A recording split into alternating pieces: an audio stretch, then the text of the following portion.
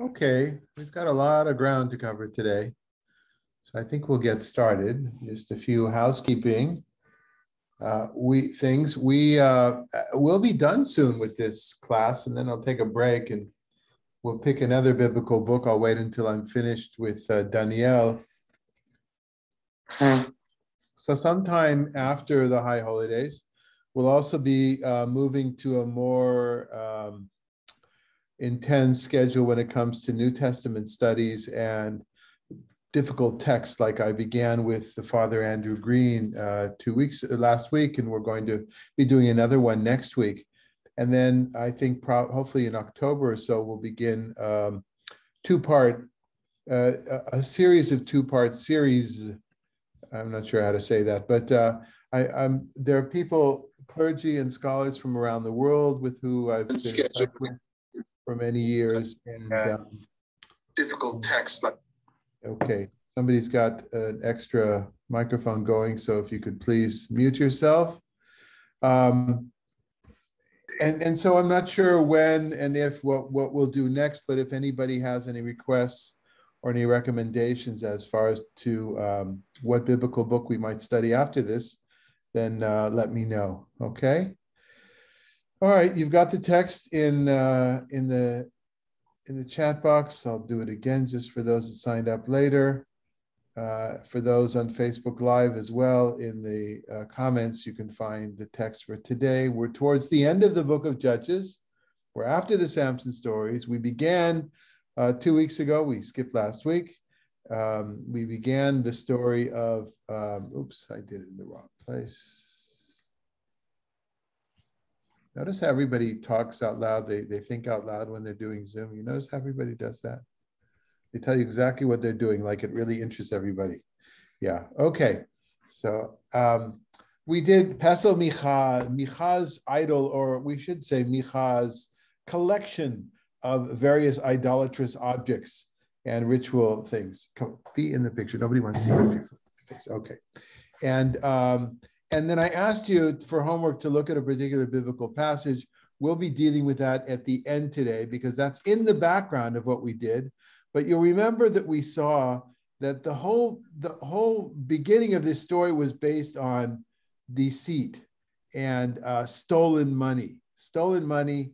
And then not even all the money was used to make this stuff. Some commentaries like to say that the remainder of the money was used to pay the artisans, but that doesn't make so much sense. It feels like just a small amount of this dedicated money was used to create these things that are used in ritual, not so much in the Israelite ritual.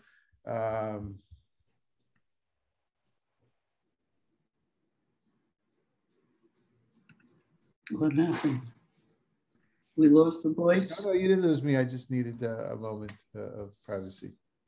Okay, and so that's in the background here. Those things, the trafim and the masecha, the different things that we looked at last time, and we'll get back to that, I'm sure. So we're going to begin at the beginning of page 18 of chapter 18, and this, as I have entitled it, is "In Those Days There Was No King," part two, and there will even be a part 3.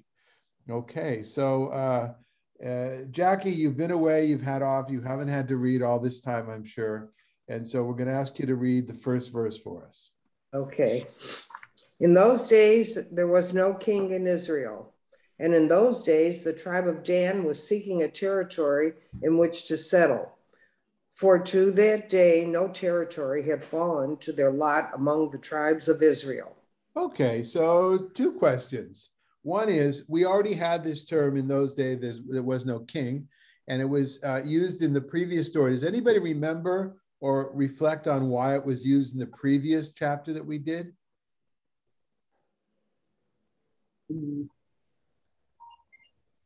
The previous chapter was about somebody who set up his own temple with his own private temple with his own private priest who wasn't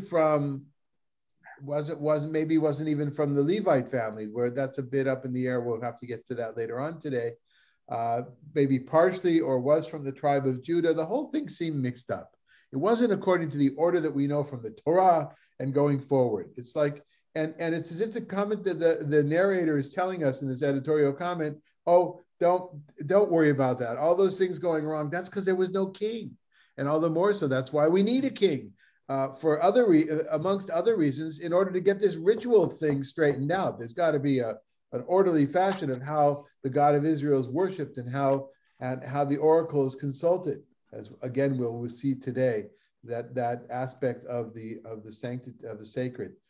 And so that's why it was used there. Why is it used here? Anybody? Why do you think that the term is repeated here in the context of this verse?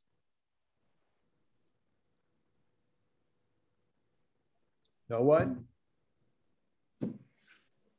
What did the people of Israel want in a king, for those that have read the book of Samuel? First and foremost, they wanted a king to lead them into war. What is the main purpose of war? The conquest, to live in the promised land, in all parts of the promised land. Now, the tribe of Dan, just like every other tribe, was assigned territory. We're not going to do that now, but we'll get to it none too soon in our Torah teachings when we get to the kind of that last section of Numbers, or soon we'll get to it, where the land is divided amongst the tribes. Now, historically speaking, there were a few tribes that didn't have their own land. One is the tribe of Levi, and that's partially explained by the fact that they didn't need the land because they were working the temple, etc. That another explanation is in the end of book of Genesis that he was a bad little boy, Levi, and Simon and Levi, they went and they messed up things for Jacob with his neighbors in the story of the rape of Dinah. If you know, fine, it's not all that important, but Levi doesn't have land. Shimon is assigned a piece of land, Simon is assigned a piece of land, but in one of the blessings already at the end of Deuteronomy, one of the poems, already he's not even on the list anymore. So historically speaking, Simon and also Reuven, to a certain extent, they didn't have land by the time a lot of this stuff was written down. In the mythological story of how the land was given out, each of the 12 tribes, or the 13, 11 plus 2, Joseph split into 2, they have their own land. All this is not all that important other than to say that according to this verse, Dan did not have land. And why is that statement problematic? Anybody? Who was from the tribe of Dan, who we read about quite a bit? Samson. And it seems like he's on some land there, right? Eshtaol and Sorat. It seems like there's, of course, he's at war the whole time with the Philistines. And you may have remembered me mentioning that the Philistines were literally a thorn in the side of Israel, literally from the west, this thorn in their side. And it could be that Dan was originally given that land. That's what some scholars posit, but they could never really inherit it. And maybe that's what this verse reflects. And then we need to know that that's the pretext for the rest of the story today. Cloudy, confusing, I understand, but any questions or comments, or if you trust me, things will fill out. Yes, Ella. Was originally Dan had land like in the area of the Shreilai around Tel Aviv, that area a little north of Tel Aviv, and then he winds up in the Galil, in the Upper Galilee. Right. So this is the story of how that happened, Ella. Now I know that we all of us Israelis were schooled on the fact that Dan had the territory of Tel Aviv and what we call Gush Dan, the Dan block, and that's where the Dan bus line is, as opposed to Eged in the rest of the country. I don't know if that's still the case. The truth is, I don't really take buses much. I think it's called a different company, but that's why it's called Gush Dan. The Greater Tel Aviv area is called the Dan block for that reason. I don't know. Again, this is my weak point. The history and the archaeology is that they had a land in the coastal plain. And the story of Samson doesn't take place as far north as where Tel Aviv is today. It takes place south of that. But yeah, in general, we could say that that area was maybe supposed to go to Dan. We'd have to go back to Numbers and to Joshua to see the various Nikudot Tziyun, places on the map of the biblical territory of Dan, which, as you know, it's not my thing so much, but you could probably go back and maybe even Google Dan, the tribe of Dan, and find something on Wikipedia. Might be an easy place to look. But the story of them going northwards, which is not, that territory is not given to them that way in the Torah. That's what the story that we're reading right now, Ella. Okay? This will answer any questions you had about why the bus line in Tel Aviv is called Dan, and why that beautiful nature reserve that we all love so much, where the water is flowing from underground, is up there. Okay? And because this is of such interest to you, Ella, you get to read the next section from 2 to 6. Okay. I'm sorry, were there any other statements or questions? Okay, go ahead, Ella. Am I unmuted? Yes. Oh, you're fine. Go ahead. The Danites sent out 5 of their number for their clan seat at Zorah and Eshtaol, valiant men to spy the land and explore it. Go, they told them, and explore the land. When they had advanced into the hill country of Ephraim, as far as the house of Micha, they stopped there for the night. Let's take a break for a second, okay? Spies sending out, sound familiar? Right, Joshua.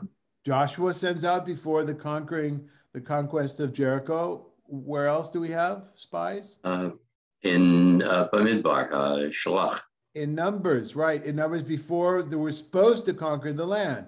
In the end, that didn't happen, but that's what you do. You send out a small amount to reconnoiter the land, and here they're exceptionally brave fellows, valiant men, and they stop at Micha's house for the night, at the, Micha's inn, Micha's motel up there. Go ahead.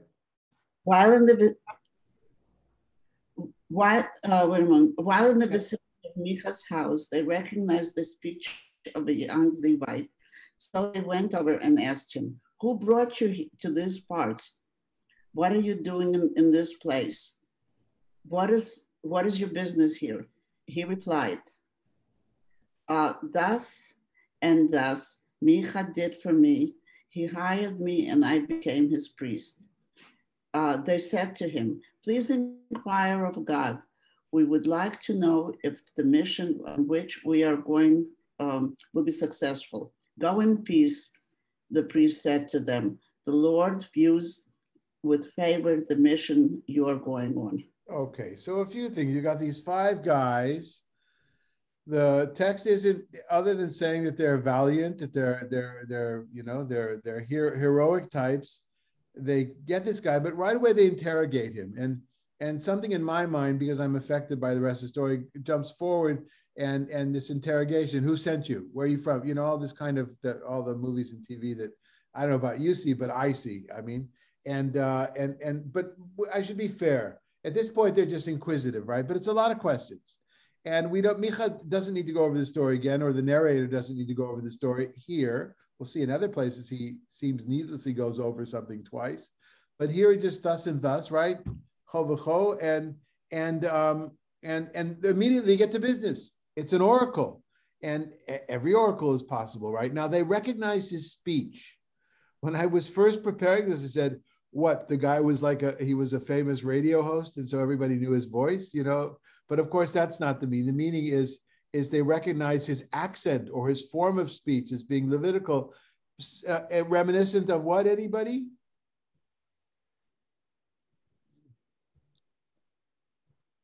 Shibolet. Remember, there were, in order to sort out the ones from different areas, some could say Shibolet as opposed to Sibolet. So something like that, in the same way that we ask questions, or usually when I ask a question or when I make a statement, I'm trying to be a smarty, and I meet somebody new, I say, "You're from so-and-so." They say, "No, I'm actually from Northern California," or, I get it totally wrong. I used to get the European countries more right, but usually I can kind of pick out a Swede or a Dutch person. Usually French are easy, of course, although they might be Swiss, Anyway, it's the accent or the dialect. Either one is possible. But it's something that was out of place. And that's the narrator's way of hinting at us that this is out of place. What is this guy doing up there in the middle of nowhere with his own little temple going on? But that doesn't discredit it in their eyes. We got a temple, we got to use it, right? You stop, you're driving on the way, you stop at the hotel, and they happen to have a little, not a casino, but they have a little temple. You can go in and ask, is this going to be a good expedition for us or not? Now, how do they ask him? What do they? How do they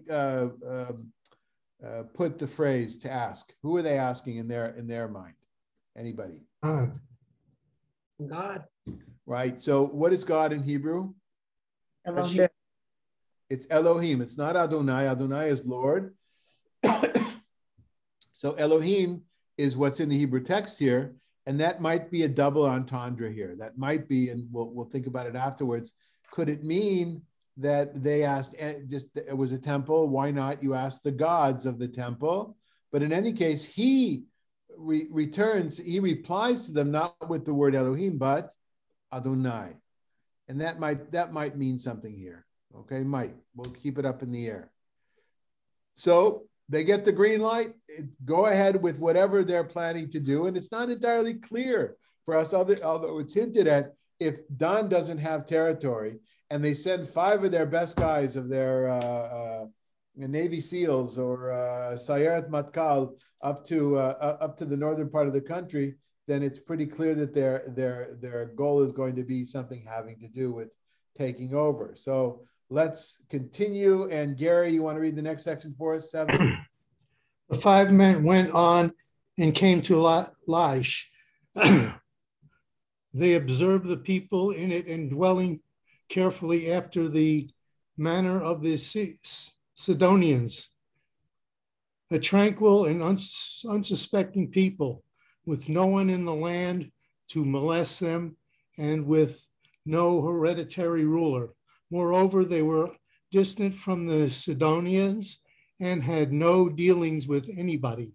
Okay, the Sidonians, Sidon, on the coast of what is today Lebanon, but still very much part of the culture, the area where we are of the biblical land of Israel. But the Sidonians were Phoenicians, sea people, and their emphasis was agriculture and commerce. Their emphasis was not war, as opposed to other nations, at least in the way that we're getting this story here. And this description here reminds me of the hobbits of the Shire, right? A peace-loving people. They don't go to war. They don't go to this. They just in the end, we find out that Gandalf has been protecting them all those years, but we didn't know that, right? Gandalf as a representative of the Holy One, I think, perhaps, at least the way I read Tolkien, and maybe even more. But here there are peace-loving people, and therefore, as we will see, they're being portrayed as suckers. Okay, easy prey. Okay. Any comments or questions before we go on? Okay, John, why don't you do 8 to 10 for us? Unmute. Just need you to unmute, please. I was trying to be good and not make extra noise. There you go. Okay. When the men came back to their kinsmen Azorah and Eshtaol, their kinsmen asked them, "How did you fare?" They replied, "Let us go at once and attack them, for we found that the land was very good, and you are sitting idle. Don't delay. Go and invade the land and take possession of it, for God has delivered it into your hand. When you come, you will come to an unsuspecting people, and the land is spacious, and nothing on earth is lacking there." Lovely place, easy conquering, but let's pay attention to how this narrator feels about the Danites. Okay, I'll leave that just sitting there right now, and we'll get back to that. What do we think that this narrator had any relatives in Dan? Maybe maybe a brother-in-law, or I don't know. But whatever it is, it's not too favorable. But go ahead, John. Read the next section. They departed from there, from the clan seat of the Danites, from Zorah and Eshtaol, 600 strong, girt with weapons of war. They went up and encamped at Kiriath Jearim in Judah. That is why the place is called the Camp of Dawn. To this day, it lies west of Kiriath Jearim. From there, they passed on to the hill country of Ephraim and arrived at the house of Micah. Okay, so there's like a break or an interesting sidebar here in the narrative. We're talking about north, right? Far north. It goes Benjamin. If you're looking at on the screen at my hand right now, you've got the Negev, and you have Benjamin or Judah, Benjamin, Ephraim, and then the lands above. And they need to get to the land above. But on the way, they stopped and did a battle in a place called Kiriath Jearim, which comes up in other biblical contexts. It's an area that is thought to be, today there's a place called Kiriath Jearim, but that area is thought to be just west of Jerusalem. So it's really not in the area, it's very close to where they're from. But the narrator can't resist giving an explanation, an etymological explanation of why a place is called Machaneh Dan. Because why would it be the camp of Dan if they weren't here? Well, on their way they passed, and true or not true, not really my interest for here, but they're on their way north, on their way to this battle, which is going to be easy peasy for them to, and of course, before the battle, where did they go? To the house of Micah. So while this story is about battling and conquering that area in the north, what's key to this whole story is not necessarily Micha, but Micha's house, Micha's temple. Okay? All right. Let's go on. Wayne, you want to read the next section for us, 14 to 18a?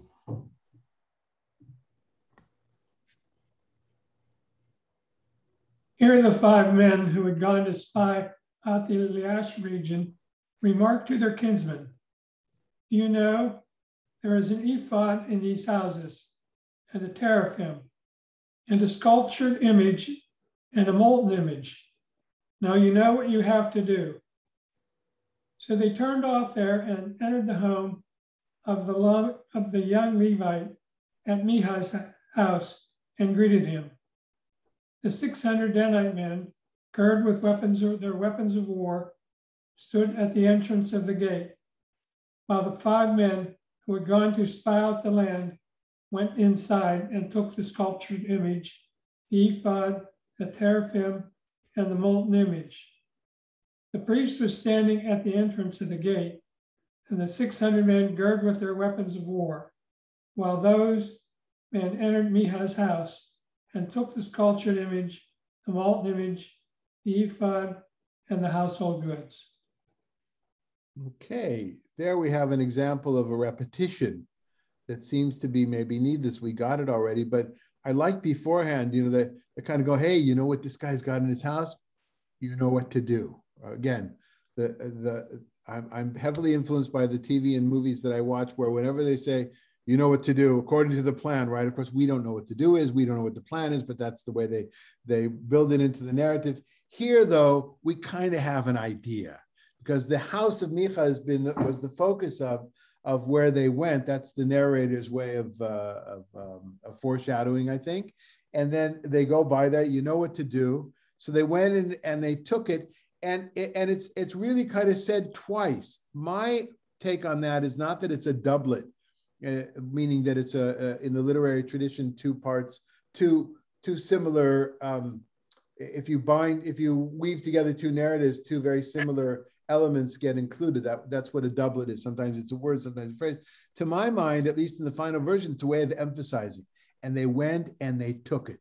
Yes, they took it. And we're saying, well, that's not fair. Of course, he had no choice. He's got the 600 men outside. Right? What's he going to say? No, right? He's got the tanks and the can. Everything's out in his backyard. He's going to say no. But he took it. Why the emphasis on the fact that they took it? They stole it. Anybody? Where did it come from? Where did the gods and the teraphim, all these things, where did they come from? They were stolen. So this is midah keneged midah, measure for measure. He gets, it's Micha here right now we're talking about. Micha, he gets, his reward is the same. I mean, he gets what he deserves because he stole. The whole thing was based on being stolen and using an extra money left over that had been sanctified, designated to the Lord. And so, all right, if it could be done, then they could just take it. They took it, but they take it through violence, right? They're a bunch of thugs, aren't they? These Danites are thugs, but it's going to get even better, right? Their thuggitude will be even more described in a better way. Sister Claire, why don't you read for us, please? By the way, when it says 18a and 18b, that just means I divided the verse with where the etnachta is. The etnachta is a little wishbone, upside down wishbone. I don't know, it's upside down. Wishbone trope, one of the meanings, and that's kind of the basic division in the Masoretic text. Very often a verse can have more than one sense. In this case, it made sense to me to break it down this way, but that's why you have 18a and then 18b is from the middle of the verse of 18. Go ahead, Sister Claire. The priest said to them, "What are you doing?" But they said to him, "Be quiet, put your hand on your mouth. Come with us and be our father and priest. Would you rather be priest to one man's household or be priest to a tribe and clan in Israel?" The priest was delighted. He took the ephod, the household gods, and the sculptured image, and he joined the people. You know, like he had a choice. Remember, the 600 soldiers are outside, heavily armed. But on the other hand, the narrator gets his shtoch, right? He gets he ribs him. He says, you know, why are you taking him? Well, you know, just shut up. But keep your mouth shut, right? Just shut up and listen to us. And then they're reasonable. Wouldn't you, in any case, wouldn't you rather be with us? We got a lot of people. You just go with one guy. And then the shtoch is, and he was delighted. He was secretly, because, you know, every priest, a rabbi doesn't want to be the rabbi of a synagogue of one family. That's no fun. You want to have 600, you know, armed guys and all their families to be the spiritual leader of, so to speak. So here they are. They're like mafioso, these guys, right? They're thugs. Okay, so again, I asked the question, do we think the narrator liked the people of Dan or what? Okay. All right, so let's go on. Rita Claire, would you like to read the next section, please? 21 to 24. They set out again, placing the children, the cattle, and their household goods in front. They had already gone some distance from Micah's house when the men in the houses near Micah's mustered and caught up with the Danites. They called out to the Danites, who turned around and said to Micah, "What's the matter? Why have you mustered?" He said, "You have taken my priest and the gods that I made and walked off. What do I have left? How can you ask, what's the matter?" Kind of almost humorous, the way this is described, this nebuch. For those that are not familiar with the Yiddish nebuch, what's a good translation of nebuch? Shlemazel, thank you. Translating Yiddish to Yiddish. A nebuch is a shlemazel, is a poor guy, the pathetic, in some ways even pathetic, right? Pathetic. Put my pride in joke. What am I going to do? And he's got one family is mustered. Well, how many people could he have had? A few dozen, maybe at the most. And he's going after these guys, and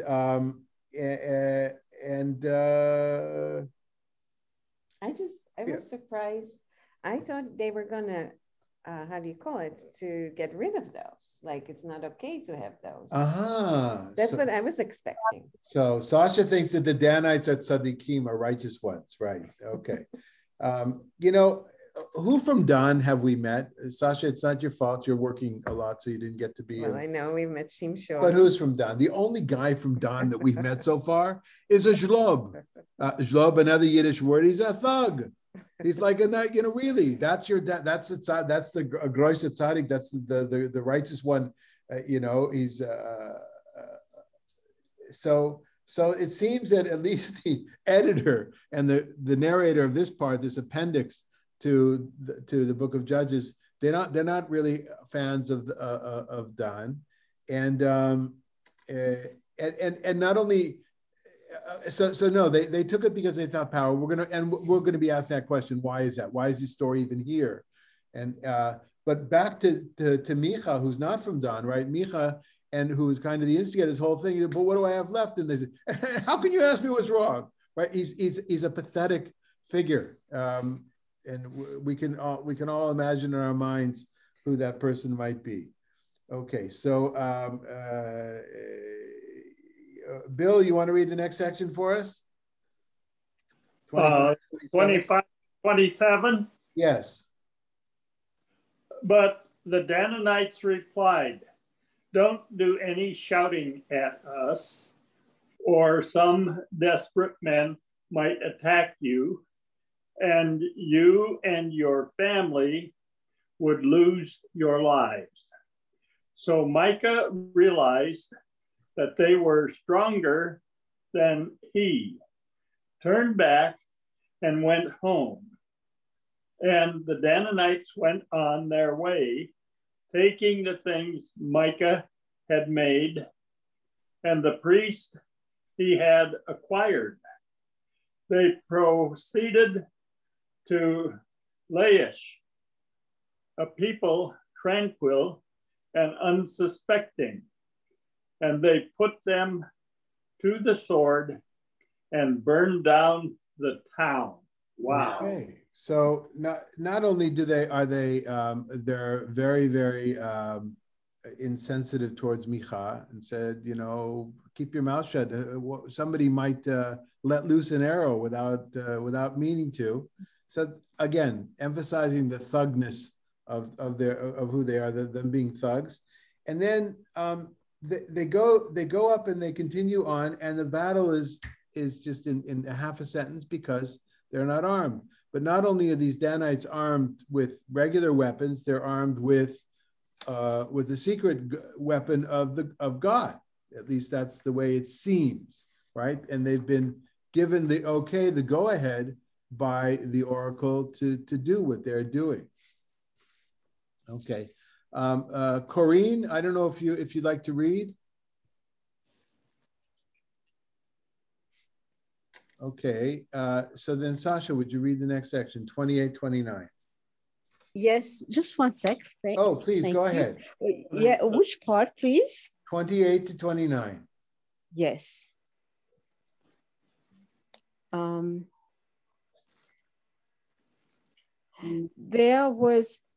There was none to come to the rescue, for it was distant from Sidon, and they had no dealings with anyone.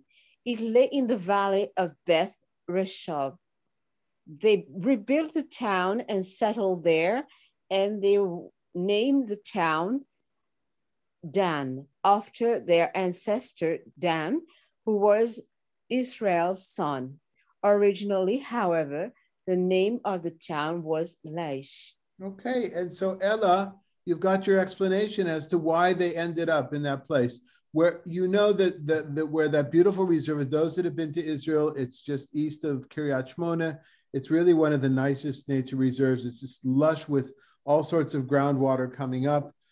There's a tradition among some people that was the basis for the description of Gan Eden, of the Garden of Eden, because of the water coming up. There's just all sorts of trees, and it's beautiful. Well, there's also, that is Tel Dan, that is the ruins of Dan, of the biblical city. It's actually there that they found something with David's name on it. I think now there's maybe 2 instances, but if Harold was here, he would tell us, but that at least, I'm pretty sure that was the first time they found David's name in an archaeological finding. And that's not connected to this story, other than to say, it feels like a little bit of apologetics here. They went up there, and or at least in their part, they named the place Dan after their father, and it's emphasized here, their ancestor, who was one of the sons of Israel. Meaning that they had, inferring that they had a right in general to this land. In any case, it wasn't occupied by any of the other tribes, it was occupied by, now from this point undone. And again, it's emphasized that the people of Laish, they were far away from the seat of their culture in Sidon, and also they were in touch with no one. That's an interesting point. Some scholars don't want to read Adam there, as they were in touch with other people, but Aram, as in the Aramean or Aramaic. I don't think that's needed. I think that the whole point of the story is to say they were an isolated people, mostly because I'm thinking of the hobbits in the Shire. Okay. All right then. Yes, John. Is the grammar or what other details of this verse when it mentions the son of Israel, that can mean a man and that can mean a nation? No, it was the son of Jacob. That's what I was after. Yes, so, Asher Yivaled li Yisrael, the one who was born to, here it means the person, Israel. Yeah. What Ella said was what I thought it must mean. Thank you. Absolutely, thank you, great. Anything else before we go on to the last verse, and I would say the most interesting verse of our story? Okay, Dan, it's up to you. The Danites set up the sculptured image for themselves, and Jonathan, son of Gershom, son of Manasseh, and his descendants served as priests to the Danite tribe until the land went into exile. They maintained the sculptured image that Micah had made throughout the time that the house of God stood at Shiloh. Okay, so we have some dates here that kind of he wants to bring us, but the first thing is there's an emphasis on the pesel, the sculptured images or image for themselves. So there's a temple in Dan. It has sculptured image and I would imagine including those other things as well. And it gives us now, it finally gives us the name of the priest and his descendants who were in charge of that. So what do you make of the name, Dan? Each one. Yehonatan, anything? Well, theophorically, it's Yahweh. God gave. Right. So God gave. So that it's theophorically, it's based on Adonai, right? So nobody could say it's Ashtor, Asherah or Baal, right? Okay. The next name? Gershom. That was one of Moses' sons. And do you remember what the breakdown is, the folk etymology at least? Right, Ella. Moses says, because I was a stranger amongst the Midianites. Gershom, Gershom. We have it in Chronicles. Sometimes it's Gershom, and sometimes it's Gershon. And many of us know the name Gerson. Gerson in English is Gershon. I don't know if it's more in Hebrew, more nun ended or man, but they're really the same name. And then finally, what do you make of the last one? Son of Manasseh. Well, now Manasseh is one of the Israelite, the one of the tribes of Israel. It's one of the sons of Joseph. It's Ephraim and Manasseh. But that doesn't entirely make sense here, especially since, and that's why you have this one. This is a copy from a manuscript with the Masoretic notes on it. And I thought it'd be the nicest way to bring you. Can you read for us what it says on this, especially the second line, Dan? It says Ben, but with the nun elevated, Manasseh. Who? That's a who. That's all what's important. In the text, in the tradition of copying the Masoretic text, that's the Hebrew text that we have. Dead Sea Scrolls are not Masoretic, right? But basically almost all other Hebrew manuscripts we have are part of that tradition of the Masoretic, the Masoretes. I'm not sure how to say it. They're the ones that gave us the vocalization, the dots and the trope, right? So, and we don't have this section in the Dead Sea Scrolls as far as I know.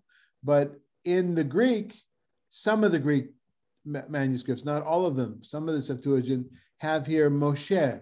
And it in any case, somebody on purpose wrote the nun elevated, or in some Bibles it's smaller.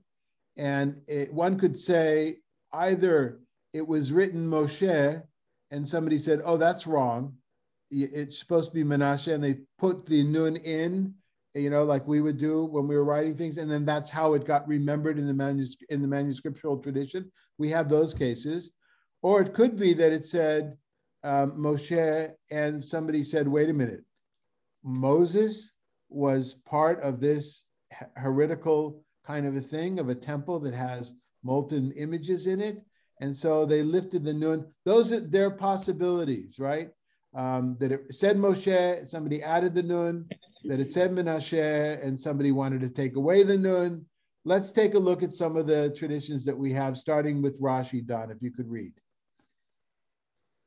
Oh, I'm sorry, before that, just to put this into historical perspective of the last verse, last section 30-31, it says that they were served as priests until the land went into exile. That's not the Babylonian exile of 586, right? That's the Assyrians, Tiglath-Pileser, that's talked about in 2 Kings 15, Tiglath-Pileser III, who exiled some of the tribes of Israel, right? That happened beforehand in 732, 734 BCE. That's quite a bit beforehand. I'm sorry? Where were they exiled to? To Assyria, at least the story says. This exchanging of peoples was common in ancient culture. It's in light of this story, Ella, after the exile, they were taken from the area of Samaria, or Beit El, where the temple was. There was a plague of lions eating people, and then many people converted. That's where we have the term in rabbinic historiography of Gerei Arayot. Those that converted because of lions, they were scared, so they started to worship. And that's an interesting story because they brought Kohanim from Assyria. They brought some priests back so they would teach them how to do the temple service properly. And then the plague of the lions stopped. It's just a interesting fact. But let's go on so that gives it the kind of the time here, which is interesting because at least the final version of the story cannot be before, right, 732, 734, around then, because that's, could be any time afterwards, but it can't be before that. Go ahead, what does Rashi say? Rashi says, Ben Menashe, in deference to Moshe, the letter Nun was included, thus altering the name. It's scripturally suspended to indicate that he was actually not Menashe, but Moshe. Okay, so Rashi says it was written Menashe.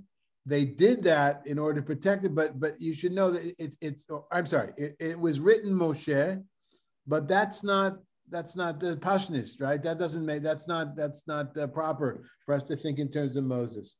Although it was Moses, we still, out of respect for Moses, we call it Menashe. Maybe a twisted way of understanding it, but may lack some sort of reality. Now we're going kind of backwards to see where maybe Rashi came from. Go ahead. Okay, go to Baba Batra. But is it so that he was the son of Menashe, but wasn't he the son of Moses, as it is written, the sons of Moses, Gershom and Eliezer from Chronicles?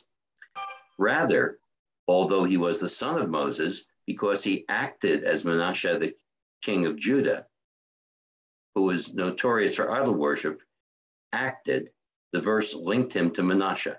Okay, I'm not sure about that last acted there, what happened there, but in a way, it's not Menashe. That doesn't make sense to them even, but we're going to call him Menashe because Menashe was a lousy king of Judah.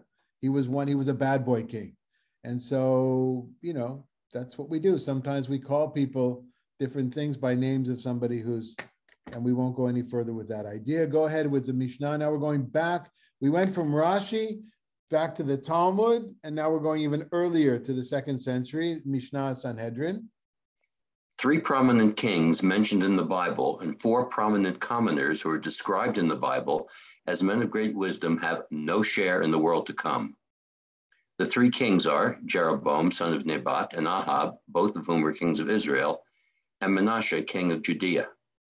Okay, because he was a bad boy king of Judea. The other 2, Ahab, Achav, perhaps those. That's from the time of Eliyahu. But Yerovam, anybody? Yeah, it was after the death of Solomon.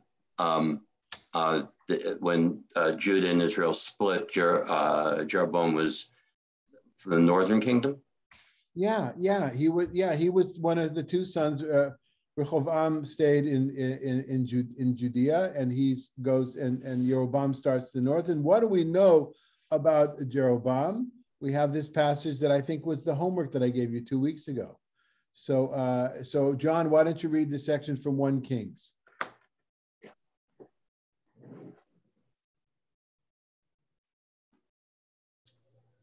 Jeroboam said to himself, "Now the kingdom may well return to the house of David. If these people still go up to offer sacrifices at the house of the Lord in Jerusalem, the heart of these people will turn back to their master, King Rehoboam of Judah. They will kill me and go back to King Rehoboam of Judah." So the king took counsel and made 2 golden calves. He said to the people, "You have been going up to Jerusalem long enough. This is your God, O Israel, who brought you up from the land of Egypt." He set up one in Bethel and placed the other in Dan. That proved to be a cause of guilt, for the people went to worship the calf at Bethel and the one at Dan. He also made cult places and appointed priests from the ranks of the people who were not of Levite descent. He stationed at Bethel the priest of the shrines that he had appointed to sacrifice to the calves that he had made. And Jeroboam established a festival on the 15th day of the 8th month, an imitation of the festival in Judah.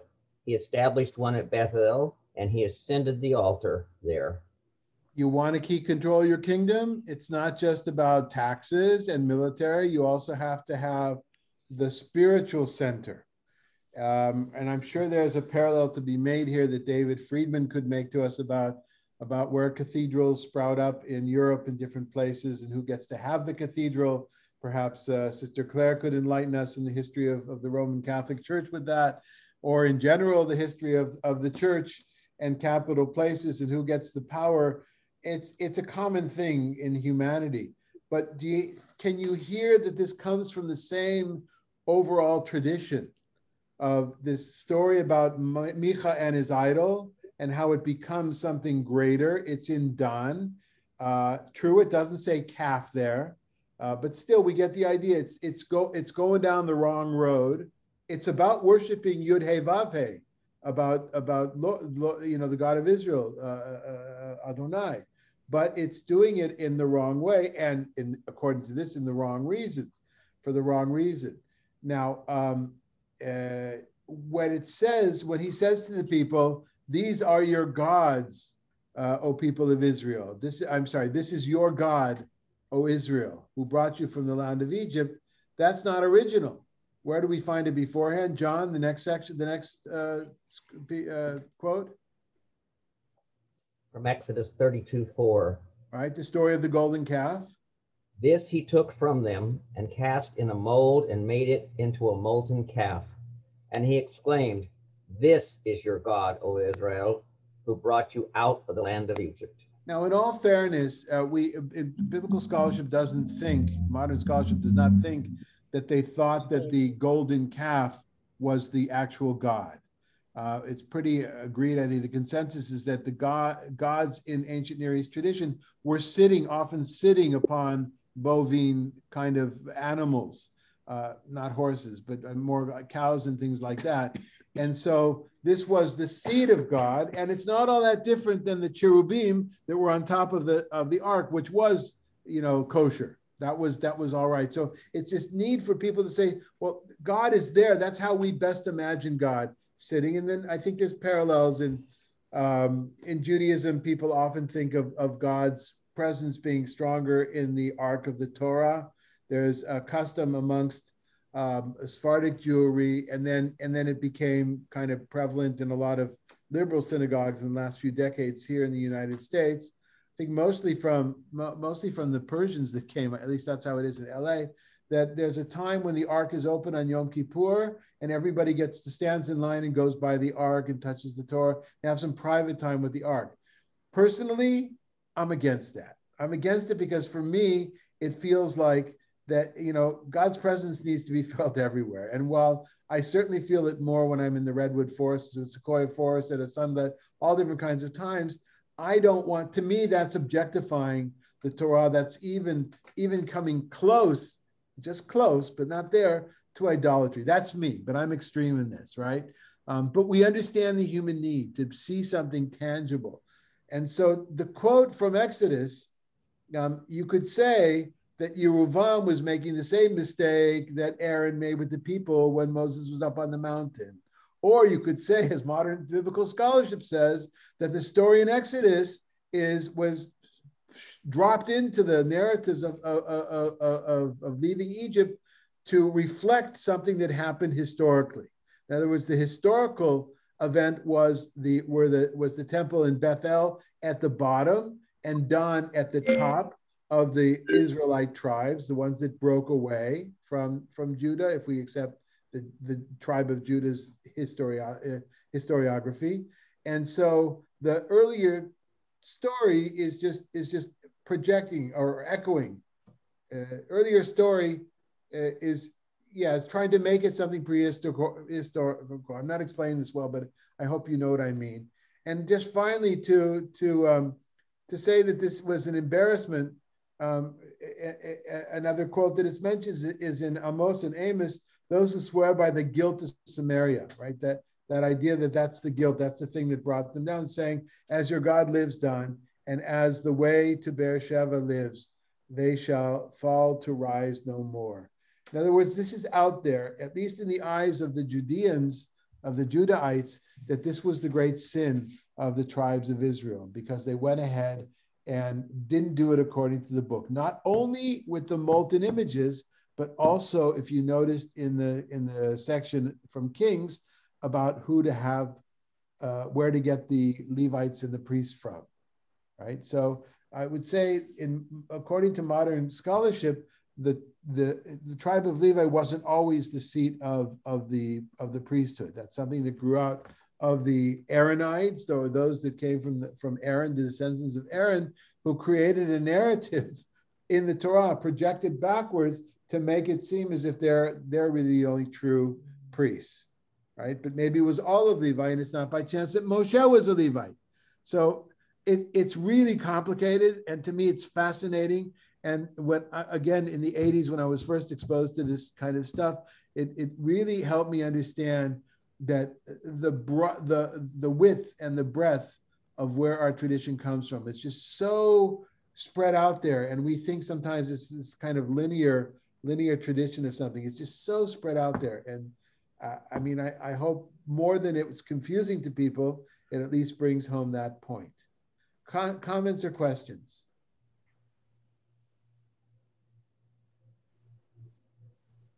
And that could mean that none of this was understood, that I didn't explain any of this well.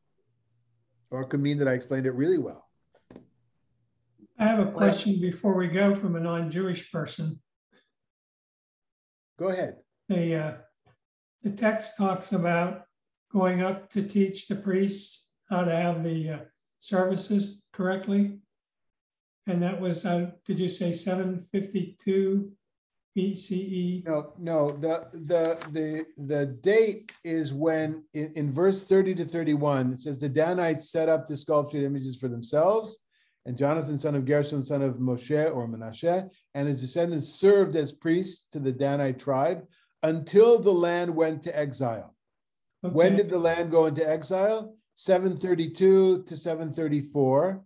That was Tiglat-Pileser or Pilasar, who the third, who was the Assyrian king who conquered the northern tribes and exiled them. My question is, and this may be self-evident, and I would assume just about anybody on this group could answer it. I have not been to many Jewish services. Has it evolved over the last 2,000 years? And does each synagogue have its own service, or is there a set service? So that's actually a really good question. And I'll regular chad, as we say, on one foot. I'll try to give the explanation that the service that's referred to here and the service that's referred to in the books of Leviticus or Exodus, Leviticus and Numbers, and even Deuteronomy to a lesser extent, the talk of priestly services or worship, let's use instead the word services, worship, was centered around a temple. At some point, at least, it was purported to be one temple in Jerusalem. Probably in reality, there were temples in different places. In the text we read from Kings, there were at least 3 temples, one in Dan, one in Bethel, and one in Jerusalem. In the temple, the worship was mostly about offerings. And while there was song by the Levites, perhaps, by others, and music, it was the focal point were the offerings, animal, grain, incense offerings. And so it went. There was the way that Jews pray today, from a traditional Orthodox point of view, are 3 prayers, 3 daily prayers, one in the evening, one in the morning, one in the afternoon. And they have a certain set liturgy that was more or less the same for all Jews until the 19th century. But that only started in the 1st century, maybe the end of the 1st century BCE, but the 1st century of the Common Era, if I oversimplify it, with the destruction of the temple, when Jews could no longer depend on the fact that it was being done. You see, many Jews didn't participate in it, even if it was a pilgrimage, even if they could afford to go to Jerusalem. Many Jews just, for the Jewish people, it was being done in a central location. That was enough to keep the cosmos in equilibrium. When the temple was destroyed, that and a number of other things had to be replaced by new modalities of religious modalities. One of that was worship. So worship went from being sacrifice or offering oriented, it went to prayers that became standardized little by little. Those prayers were not standard liturgy word for word really ever. They changed from place to place, but there was a basic framework that was done evening, morning, and afternoon, and then separate a little bit with additions on holidays. And the rabbis were not part of leading the prayer. Cantors were in some places, but mostly in most places around the world, there were individuals who had the talent, a good voice, and they would lead the prayers. In some of those places, the prayers were more flexible, and others it was more set, but everything became more set after the creation of the printing press. Once everybody could have a printed copy, then the prayer became more formalized. I don't, that was a lot to intake, I think. That's helpful. That's helpful. I was just interested. Right. So the worship in the time of Jesus, Wayne, and that's a little bit about Jesus's critique of the temple, at least in Matthew, is that this isn't working, folks. You guys pretend that this is like your connection with God, but that's how I understand, especially that passage about destroying the temple and I am the temple or whatever it was. Is that it's not working? You're doing this, but the spiritual life and the ethical life of this nation is lacking. And so in that way, Jesus, he was a harbinger of what was going to happen in Judaism because of the destruction. Of course, Matthew is written after the destruction, it's in the know, but if for those that assume that Jesus was talking about this criticism, and I do believe there was criticism of the priests and how the temple was run, then that's a harbinger of what's going to happen against our will, right? We had no choice in it. The Romans destroyed the temple. Other questions? Yes, John. This isn't so much a question, it's a comment. One time when I was in the Mizell Center, and I was either early or it was after eating. The point was I went in the gift shop and there sat for a very low price, I forget the print date, but an older than me probably, Jewish prayer book that happened to be in both Hebrew and English. That was an amazing experience for me to read through the sequences and see wherewith so much of my own life had come. Obviously, the New Testament was added in my experience, but it was amazing for me to see the structure, the sequences, and the beauty of what was in that prayer book. Thank you. I hope you bought it and you just didn't stand there reading it. No, I bought it. It's on my shelf still. Well, that's a great, thank you for sharing that with us. Church prayer, depending on what denomination you're at, of course, but you know, there are a lot of similarities. The similarities are more in, they're phenomenologically similar as opposed to in format or exact, you know, things. But we have a doxology of sorts. Shema Yisrael, Hear O Israel is a doxology. But it does, that's all it is. We do ask, although on Shabbat you're really not supposed to ask for things. Shabbat is just about praise and singing the glory of the Holy One, because especially in the modern society from the 19th century onward, many people only began to pray. That's not true. Even beforehand, you have a prayer for the sick on Shabbat. But in that prayer, the traditional prayer, it says, although we're not supposed to be asking on Shabbat, on the Sabbath, we're going to ask you anyway, right? I took that out because in our world, that's when we get together. So of course, you know, like what is it called when you ask for people to share their own prayers? Lord, hear my prayer. What is that section called? Intercessions? Yeah, intercession. So all those things they're present. But I would say, though, all in all, and this is I hope it's not a gross oversimplification, but it seems to me that in the Christian-dominated world, when people think of prayer, they're thinking of asking for something. When people will say to me, I will pray for you, that's a Jews. If I say that, you're in my prayers now, but I'm influenced by the Christians have been in my life. It's nothing I ever remember hearing Orthodox, I will pray for you. Or if you're sick, you know, we'll add you to that list. But I have a friend who's a Catholic who's of the Beatitudes. You may know the group of Beatitudes, Sister Claire, and he's always saying, either he would call me, he says, Rabbi David, you must pray for us, because the community was raising money for something, or had to have a vote about something, or I will pray for you. It's really very much in his. So Christian prayer, at least it seems from the outside, and perhaps just superficially, seems to be more about asking for things. And Jewish prayer, while there is a section that is the vast minority, if I can say the word vast, the accentuated minority is asking for stuff. Most of it is about giving thanks and giving praise. And it depends. It depends on the church. Depends on the tradition. Yeah, in Christianity as well. There's kind of it's more a spectrum. Yeah. I think I was mostly thinking of culture of popular culture.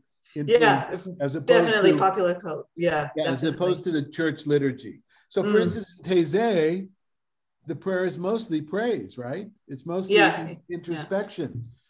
I guess there is that one, the intercession, but that's only in the evening prayer anyway. No, I think they do intercession. They do, some sort of intercession at each prayer. Okay, that's right. But yeah, I guess that section can kind of be expanded, or it can be in some churches I've been to. It's just the whole service is basically intercessions. Right. And then there's other traditions where it's more, it's kind of more. I don't want to. What's the word I'm looking for? Not contained. That's the wrong word, but it's the only word I can find right now. It's part of something bigger, or it's one element of something bigger. Maybe the last comment I'll make to your question, Wayne, is that what's not common to the prayer today in the Christian and the Jewish world and in the Muslim world. Muslim prayer is all praise, basically, and doxology, is oracle. Right? There may be religions that do emphasize or have an element of oracle, but as far as I know, people may come to a church on their own to kind of find direction. I'm going to pray on it. I'm going to pray on it is, at least in American idioms, it feels like a little bit like oracle. But nothing like a definite oracle as you would find in ancient Israelite practice as revealed in the Bible, or other religions as well. right? The oracle is not so much part of it. Okay, so good stuff. We've got 2 more chapters, and it's going to get rough, folks. I'm telling you, it's going to get really, really rough. So this is like the word before the NPR that if you have children or if you have sensitive ears, you may want to filter it. So hopefully that'll make you want to do it even more. I know for Richard that makes it even more interesting when I say something like that. Richard, did you think we were going to go through an entire shiur without me giving you a shtalk, really? I was feeling neglected until just this moment. I know. But I want you to know you're always in. Okay. All right, everybody. Be well. I'll see you next week. Bye-bye. Bye-bye. Thanks.